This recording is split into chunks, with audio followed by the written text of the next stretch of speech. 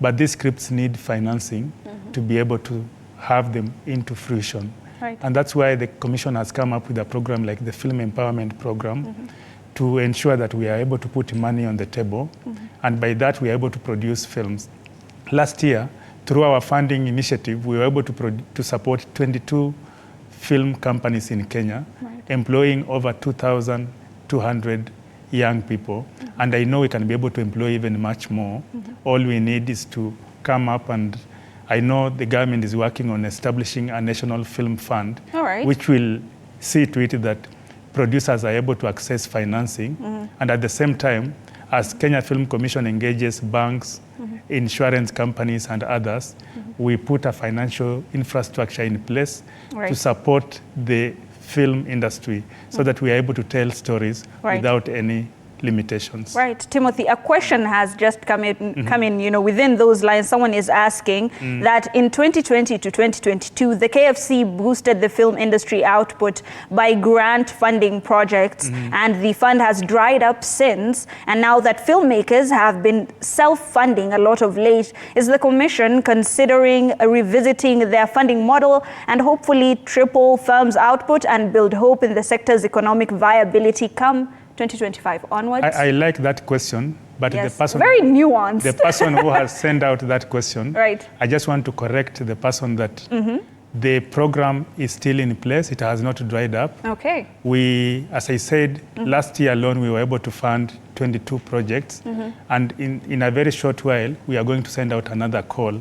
So the program is still on. Okay. All I'm trying to say is that we would like to see a national film fund, which is an initiative the government is looking at, so that we have a continuous funding program. Right. Because the empowerment program that we have is a one call in a year. Okay. I would like to see a situation where we are able to send out 2 calls in a year, meaning we are able to fund more projects. When we do that, then we are able to employ more people. We are able to engage more. We're able to champion more co-productions, and also more of our stories can be marketed internationally and regionally. Right, Timothy, and now I have to throw it back to Ian. When it comes to self-funding of films, you have, of course, you have a lot of films out there. Do you believe that self-funding is one of the things that is killing the film industry? Do you believe that there should be more money that the government should be channeling into? Do you have access to grants? I personally, yes, do have access to grants. When KFC puts out calls, I do send out my scripts. And there's also a lot more funding avenues out there. There's more to social media than just Facebook, Instagram, and Twitter. There's websites, there's film festivals that give out funds. You can do collaborations with, a lot of European countries actually do offer grants if you collaborate with some of their filmmakers, and these are opportunities that young people can look to explore. And self-funding isn't killing the industry. If anything, it's giving the industry more energy to move forward, because like I said, it's a business like any other. We can't cry every day for support, because if there is, let's say in a year, let's say we have like an average of 10 feature films coming out independently produced, and that's on the higher side.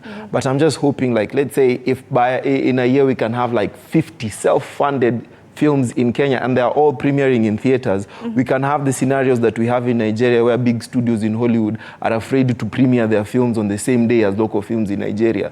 So if Wakanda 3 is premiering next week and I'm also premiering my movie, they also need to feel intimidated that, hey, this local movie is probably going to take the spotlight away from us and premiere it on a later date locally. So all I'm saying is we need to love ourselves a little bit more.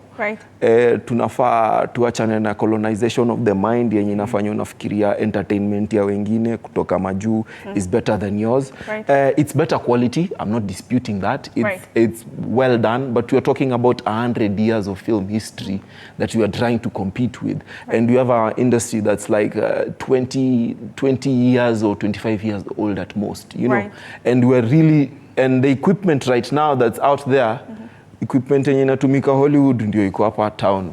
You can hire it if you use the correct channels, and we can tell stories that can intrigue people and put eyeballs on the screen in cinemas and generate money for us. That's just a model that we need to look into, and maybe maybe one day in the future, the government can increase infrastructure and maybe build a cinema theater in the 47 counties. So, because at the end of the day, Kenya inafanya majuu wanatubit ni if Warner Bros releases a movie, Warner Bros has like, let's say 1,000 cinemas across Europe or across America where they can release their movies. And these are theaters that have been there for the last 70, 100 years. Right. So they have a culture. So if we can have people with money, spare money, they can build their independent private theaters in all these counties. Right. And we'll make movies and we'll bring them. We'll bring them, because at the end of the day, I can only show my movie in Nairobi, Kisumu, Mombasa, and the major Eldoret, cities. you see. Right. And I would want to take my movie to Lokichar. I would want to take my movie to Garissa. I'd want to take it to Makueni. I'd want to take it to Kakamega if they had a theater, you know. I'd want to take it to Siaya. I would want to take it to Kisii, you know, but there's no proper infrastructure. Right. But that being said and done, there's the internet and there's other modes of distribution. Right. So if you're trying to look for an excuse not to make a movie, that's on you. Right. Yeah.